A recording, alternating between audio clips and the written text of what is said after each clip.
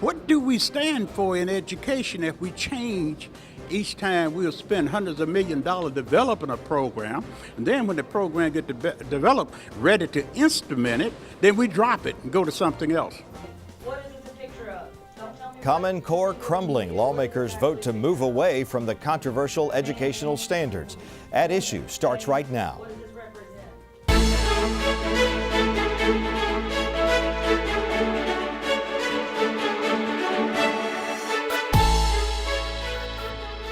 Hello and thank you for joining us. I'm Wilson Stribling. Welcome to another edition of At Issue, where we discuss and debate the critical issues facing the state of Mississippi and how these issues impact you. And we want you to share your opinions and comments with us. Just go to facebook.com/MPB Online News, and on Twitter, our handle is @IssueMPB. Well, this week's theme at the state capitol, education. Tonight, we'll turn our attention to ideas by lawmakers to support Mississippi students, parents, and schools. And the big move by lawmakers, voting to essentially toss out Common Core and replace it with new education standards. The Senate Education Committee passed a bill to effectively kill or at least rename Common Core standards. The committee voted to end its relationship with the Partnership for Assessment of Readiness for Colleges and Careers, also known as PARC. A new set of education standards would be created by a task force appointed by the governor. A full vote by the Senate is expected next week, and it should generate much debate. You know, we spent a lot of money, hundreds of millions of dollars, developing Common Core since 2010. Now it's 2015. We're getting ready to adopt it. Then all again, that money going down the drain, and we're coming up with a new instrument, a new program. I hope that we don't spend 20 or 30 or $100 million studying it. We are 50s because actually we don't follow through on anything. It's just like stumbling into the future backwards. Why are we 50s? What do we stand for in education if we change each time? We'll spend hundreds of $millions developing a program, and then when the program gets developed, ready to instrument it, then we drop it and go to something else. It's a good start to repealing Common Core in the state of Mississippi, and to let stakeholders that should have been involved and have standards vetted before we adopt them, because when they were adopted in 2010 by the State Board of Education, they were adopted before they were written. So there was really no adequate chance for vetting the standards before we adopted them. So this would basically allow people to be involved in the process and look at what's going on and have their input from qualified people all over the state of Mississippi. The full House also voted this week to cut ties with PARC. Some educators say creating a new set of education standards will cost more money. Now to improving special education. It was a big part of Governor Bryant's State of the State address. As At Issue's Paul Boger tells us, there are a few ideas on the table to help students with special needs and their parents. We are losing ground in our battle to serve special needs children. The need to support and improve special education for Mississippi school children appears to be an early priority for this legislative session. State Senator Nancy Collins says she's spoken with special needs parents and they need help. And when they find out that they're not getting what they feel like their child needs, they have only got two options. One option is to go through the system, and usually if they continue to pursue it, that means a due process and a legal battle. And so many of them have limited resources. So they cannot afford to spend their money on something that may not turn out for them. The other option that they have presently is for them just to accept where they are and settle. And so my concern is they need to have another option. The most talked about bill calls for special needs vouchers. This would grant $7,000 to parents to withdraw their child from public school, to seek private school, or find services appropriate for the child. Well, there would be a cap at 500 children the first year. The way it would function is a parent would withdraw their child from the public school, and then they would customize that child's education and if they need rehab, if they need whatever they need, they would customize that with the $7,000 that would come out of the general fund. I think there's a better way to fix this problem, and it's the special needs voucher bills that I've seen have been, I think, too broad. For instance, they include folks, children that have hearing and speech problems, and as I understand it, that group of children are being adequately served in our public school systems right now. So why would we want to allow those folks to have $6,000 or $7,000 voucher and take that money and go to a private school when they're already being adequately served? An alternative bill, introduced by State Representative Nick Bain, would create a special education line item in the state budget to keep money needed to support special needs resources and programs in the public school system. Three main points are that it would separate the teacher funding piece out of MAEP and ensure that all of our teacher units are funded at a full rate to make sure that we're able to provide more individual services for our children with disabilities in our schools. The second point is that it would allow for an autism coordinator in our state to work across our state with other agencies to improve the services that we do provide for children with autism specifically. And then the third point is that it would establish a special education general fund that would help our families with other needs that we are may not be able to provide within the scope of our Individuals with Disabilities in Education Act, but would be things that they could help with respite care or some other tutoring outside of what we do with the educational services.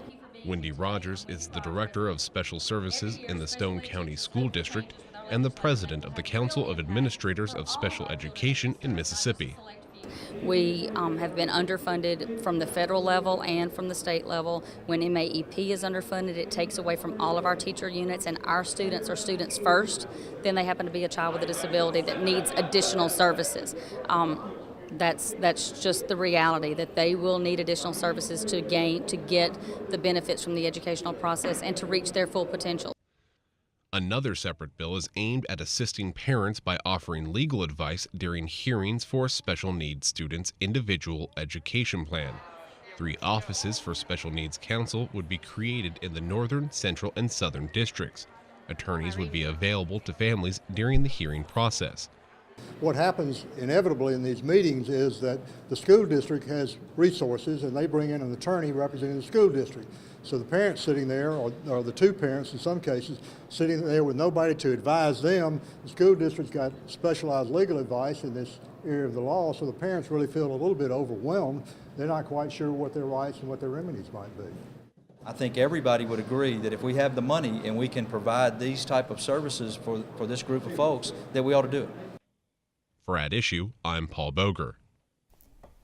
The House also passed a measure this week that would allow special needs students to qualify for graduation upon completion of their individual education plan. Well, each week during the legislative session, we're having what we expect to be a lively debate and exchange of ideas from representatives from the Republicans and the Democrats. We call it the At Issue Roundtable. First, let me introduce Austin Barbour. He is a Republican, and he was a senior advisor for the Senator Thad Cochran campaign. He's the founding partner of Clearwater Group and a graduate of Ole Miss. Brandon Jones is a Democrat, serving 4 years in the Mississippi House of Representatives from 2008 to 2012. He's currently the executive director of a political action committee called the Mississippi Democratic Trust. He's an attorney at the Beria Williamson Law Firm and has degrees from Mississippi College, Wake Forest University, and Mercer University. And gentlemen, welcome back to the program. Thanks for having us. Good to have you both with us. Let's start with Common Core. This essentially, some have characterized it as revoking Common Core. Others call it just a renaming. Austin, which is it? Well, I think, obviously Common Core has become a hot topic around the state. There's been meetings that have been held throughout the state at the local levels, and certainly the legislature is addressing this issue right now. We've heard a lot from the lieutenant governor, the speaker, the governor has spoken on this. The Republicans' main priority, Wilson, is to make sure that education is it continues to be a top priority for with our tax dollars, and we need to make sure that our education dollars and these decisions are being handled at the local level. That's what's most important. Local level, setting high standards, figuring out what are the best and highest standards that we can set for our children to work to achieve, and making sure that our education decisions have as much state and local autonomy as they possibly can from the federal government. That's what's most important. That's what Republicans are weighing right now with this Common Core debate. And Brandon, what do the Democrats want with Common Core? Well, all high-quality standards are going to be hard to implement. And so this Common Core thing is not, and when we passed it, we knew it was going to come with its challenges. And so I think that we're acting very prematurely. I think the notion that Mississippi somehow needs easier or lesser education standards is not in sync with where we are. So we need to hold our children to high standards so that they can perform, so that our state can create the type of economy that it wants and needs. Let's move on to special education. I don't think there's anybody that out there that thinks that special education students shouldn't get the specialized care that they need, but there seem to be two divergent ways to go about that. Brandon, what do you think is the proper route to take for these special education students? Well, I'm glad you started there, because certainly Democrats do recognize that we need to do more for our special education students. But we believe that this line item in the budget is the best way to get there. The Republican plan is nothing more than a voucher program, and it's the first of many voucher programs. I think that if you want to take the most cynical response to this, they found a sympathetic group to hide their voucher program in. But what we believe is that making this a line item is a good idea, and that bill that you just heard Representatives Brown and Beria talk about that would provide counsel for special education families as they go through this tough decision making, that could be very helpful, and I think we might see a proposal like that one in whichever bill is passed. So, Austin, is it a voucher program or not? Well, listen, I know that Republicans in both chambers are very proud of the work that Senator Nancy Collins and State Representative Carolyn Crawford have put into this bill. They've been working hard this summer, talking with parents, talking with teachers, because they realize that taking care of our children with special needs has to be a top priority. And let's go back to the top here. 23%, that is the graduation rate for kids with special needs. Totally unacceptable. We cannot have school systems that have a 23% graduation rate for anybody, particularly kids who have special needs and who have parents who need choices. Choices are always a better thing. More choices, the better it is for parents and these kids to find the right places to educate their kids who have special needs that need help, whether it be a parochial school, a special purpose school, a private school. Let's not be scared to take some dollars away from public schools if it helps get these children the right kind of education and make sure they're graduating and moving on to better things. It's almost like a voucher commercial there, Austin. I'm happy to advertise a commercial that can improve a 23% graduation rate. That's what's most important. Well, we agree that's low. That's low. Well, if we do keep the money make it a line item like you're talking about, Brandon, and keep the money in these schools, what about those families who say they're not getting adequate education, adequate care for their special needs students? Well, it's all related to that fact that we don't currently have an autism coordinator. We don't currently have the type of extra support that would come from that additional budgeting. And so I think that's why we talk about making it a special line item, is that it would be an elevated priority over where it is now, because we recognize we're not doing enough now.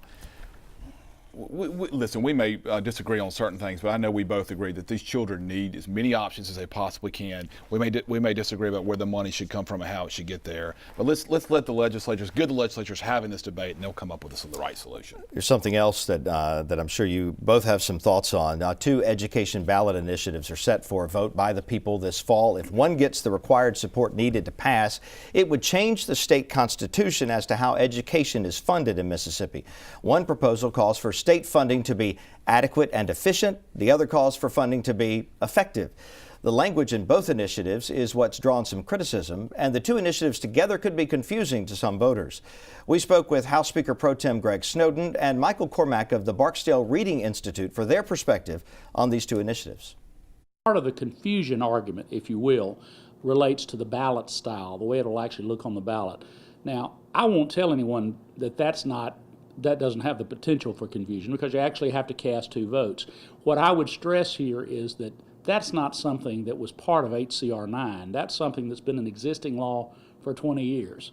There may be a better way to do that in the future the legislature perhaps ought to look at amending that so that maybe the ballot choice is cleaner. But now that's not a problem with the language. I think voters have plenty of time to be informed. Here we're sitting here late January. 9 months, I guess, before voters will have to make a decision at the polls. There'll be a lot of discussion all throughout this year about the merits of adequate and efficient on the one hand, and effective on the other. Much of the conversation at the legislature has evolved around that conversation about effective, and I really think it presents us a false choice. And so in order to really support a system both of having adequate funding, those two things go hand in hand, that an adequate system of funding goes hand in hand with effectiveness. And that we've actually seen, our lived experience in Mississippi is that when we fully funded schools, the last time they were fully funded, we actually saw the largest gains in reading and mathematics on the National Assessment of Educational Progress, what's commonly referred to as the nation's report card. So that really goes hand in hand, adequate funding with effective schools. You can't have one or the other. This is a confusing issue because first you had the initiative that was put on the voters that was put on the ballot, and then you have the legislature exercising their right to put an alternative on the ballot. It's never been done before, but it was done here. It makes a confusing issue even more confusing. Austin, where do you stand on it? Well, it is confusing, and certainly the voters will have the rest of this year before Election Day to try to figure out what they want to do. But I commend the leadership in both the House and the Senate. I'm sure the governor worked with them closely on this to give the voters more choices. We talked about choices earlier on the issue we discussed. Give voters choices, and the voters will have two choices on how they want to handle, how they want to vote on this referendum. But we do see that the Better Schools, Better Jobs group is coming in, and what's concerning to folks on my side of the aisle is the decisions that will be made potentially if their initiative passes. That could give the opportunity for judges around the state to get in the middle of making decisions on how education dollars will be spent. And I don't think that anyone, whether your school district's doing well or doing poor, would want a judge to make a decision on how dollars are spent and allocated around the state. That's what the legislature, so former legislature Brandon has to agree with me there. That's their constitutional right to decide on education. And that's the key dollars. difference is between these two is that a local judge could decide what constitutes adequate funding. I would argue that this doesn't change the power of the legislature, and it doesn't change the power of the judiciary. What this does is allow a judge to enforce the law, which is what they do anyway. And so a Mississippian these days can go and bring a local action to enforce any law. I think that we know that this was a trick. This was nothing more than the alternative. Absolutely. The alternative was a political trick. It's there to create this type of confusion that Austin just described, and to make sure that we do not ultimately increase our funding. One thing that's very noticeable about the alternative, it would not generate more funding. It would just require enough funding. The problem with words like, and I forget the key phrase, we just mentioned it, but the problem with words that lack a definition is that you typically get what you got. And so it's a way to have some cover when they go back home and describe what they did. But the purpose of this alternative was to drive a additional education allotment for our K through 12 students into the ditch. That's what the alternative was here for. Because it makes it, if you have the alternative there, it makes it all the more difficult for the initial initiative to pass, right? And that's what you're saying is the trick. I think you have to answer now about 30 multiple choice questions to pass the initiative. Because you do have to vote whether you support either one of the initiatives, and then you have to decide which initiative you do support, and it can get confusing. Well, we're talking about education funding, and we discussed this last week. K through 12 gets about 40% of our general budget. 40% is a lot of money right there. The U.S. Department of Education ranks Mississippi about 12th in the country in terms of education funding for K through 12. So here we have, again, the big concern, and I think also, let me say this, I think the legislature will give education more dollars this year than what they gave them last year. But the biggest concern, Wilson, is we do not want a judge to take money from Madison County and give it to Yazoo County, or Yazoo County and give it to Holmes County. That is the legislature needs to be making those decisions. You're suggesting that could happen judges. under the first alternative, There's no or the question first initiative? That lawyers who are much smarter than me, who have looked at this, have deep concerns about that probability with the Better Jobs, Better School referendum initiative. Brandon, could that happen? No, I mean, look, they would ask that the legislature enforce the law. Let's not forget we passed a law that says this is what adequate funding looks like. You're talking about the Mississippi Adequate Education Program. That's correct. And what this would say is that to the extent that that is not done, based on what we have in the coffers that year, then you could possibly go to a judge and ask that the law be enforced. That doesn't place us in any different footing. I think this whole prospect of judges coming in and micromanaging our education funding is a horror story that we've just made up to kind of scare folks and confuse the issue. There's really no change in the way the legislature or the judiciary operates. This is about school funding, and Republicans want to make it about anything but school funding. All right, that'll have to be the last word. Brandon Jones, Austin Barbour, thank you both for joining us once again. Enjoyed it. Well, getting children in school earlier is the goal for one lawmaker from the coast. State Representative Sonia Williams-Barnes has introduced a bill to lower the required age to enter kindergarten from 6 to 5. It's called the KIDS Act, and that stands for Kindergarten Increases Diplomas. Representative Williams-Barnes says she wants to make sure children are in school by age 5 so they're reading by the 3rd grade. She says it's also a good economic development tool so kids can be educated and ready to compete in the working world. The KIDS Act is something that I've actually been working on in different forms since I've been elected.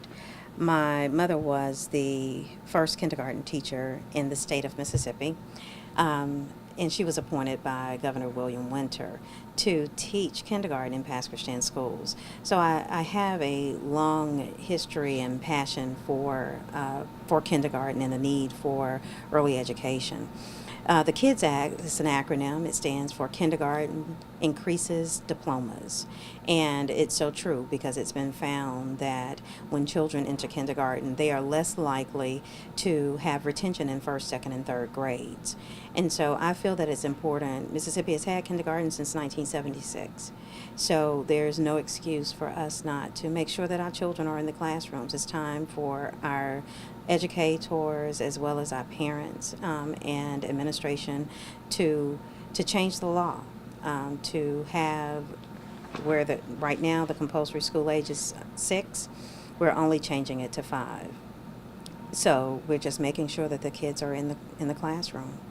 Technically, we adjusted it year before last. We basically have a compulsory 5-year-old now. If you enroll your child, if you take the child to school one day, then that child's subject to the law. Now, if you don't want your children in the school system, don't take them to start with.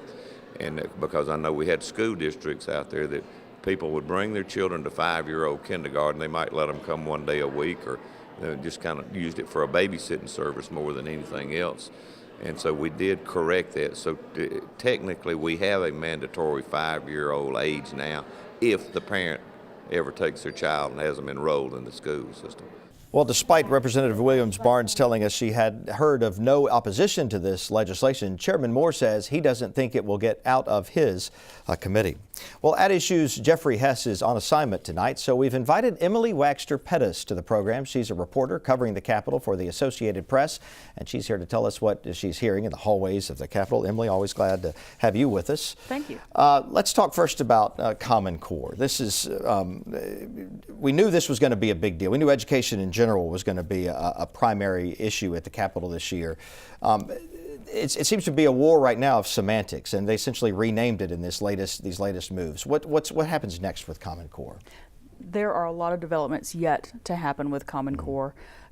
Common Core, of course, is a set of standards, and legislators who don't want to change away from Common Core are trying to help people understand that it's not curriculum.